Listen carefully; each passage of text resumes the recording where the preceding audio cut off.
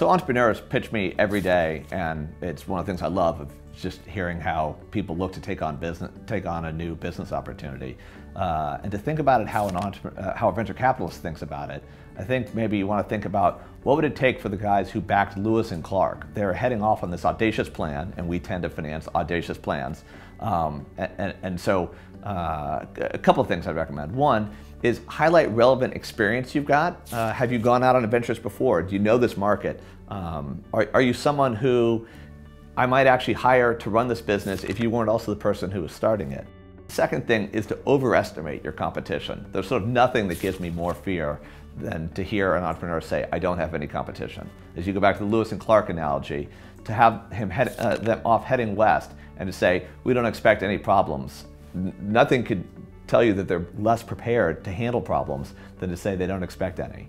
The third piece of advice would be to don't be afraid to say, I don't know, because I know you don't know. I don't know either what you're going to find. When Lewis and Clark were heading off, they didn't know.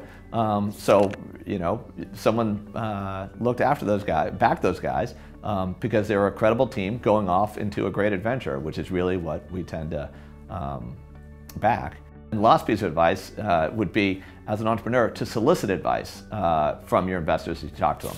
If you're out looking for funding, you're probably going to talk to a dozen different firms, and it has two benefits really. One is you might really get some good advice, and two, people who are looking to finance you want to have someone who listens. It's a valuable skill as you're going out into a difficult spot.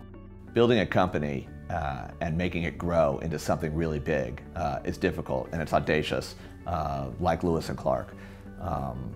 As you go and communicate to investors to help you on that path, I think you want to communicate to them the same way, which is you're not sure of everything you're going to find, you're a good team to back in doing it, and you're going to pursue it with passion and with vigor. And frankly, that's all an investor can ask for.